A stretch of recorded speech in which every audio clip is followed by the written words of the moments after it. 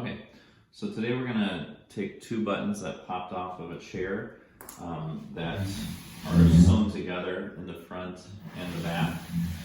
And I'm gonna use a needle from a baseball glove, but you can buy a set of needles as long as it's long enough to pull it through your chair. I'm just gonna use regular string instead of twine because that's what I have. And I just want to show you the concept. I'm going to make a loop with my string similar to a rubber band, and the back of the buttons have a closed loop. So similar to bringing a rubber band through, I'll be doing this with the thread and the needle, where I put the string around the button like that. So I'll be able to pull it through.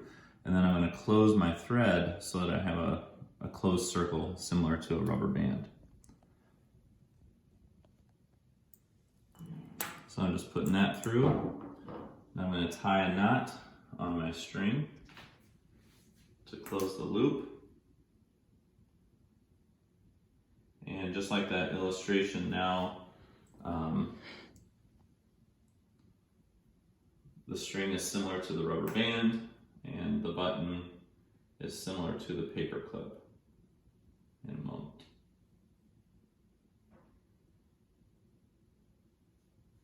Okay, so now I have a closed loop, and I'm just going to cut off a little of this extra here. And just to give this, because that's going to be pulling through the back of the chair, I'm going to loop through again just to double up the strength and have kind of two strings going through.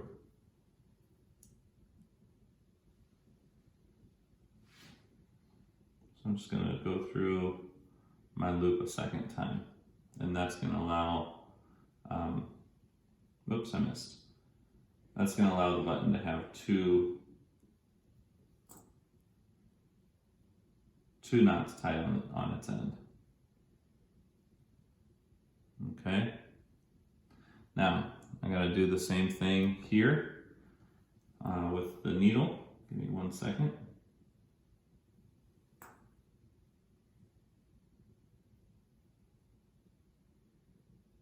Keep missing my second one. There it goes. Okay, and I'll just pull that tight.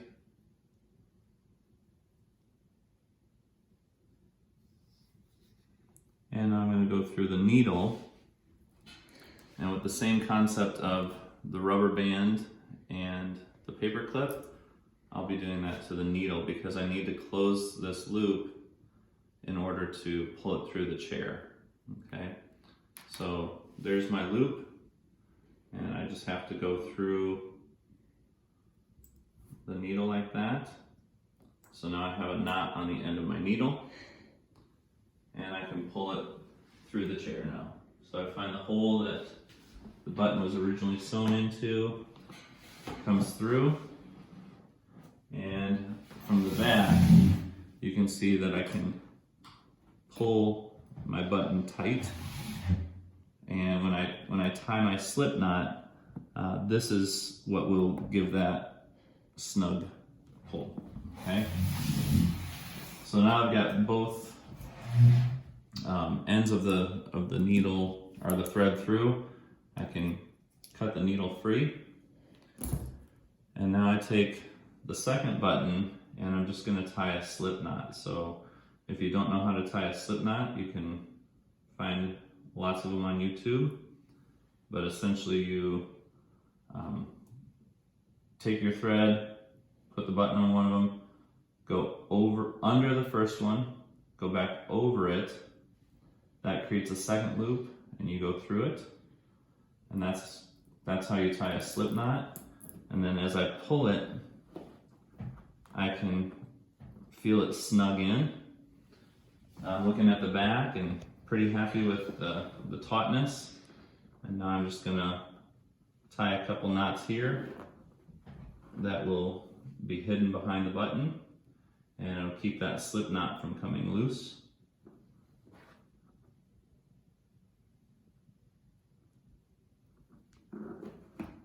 So actually I had to do this 4 times on 2 different chairs. This chair had no buttons on it anymore. And now we can just snip that off, and there you go. The buttons are back on.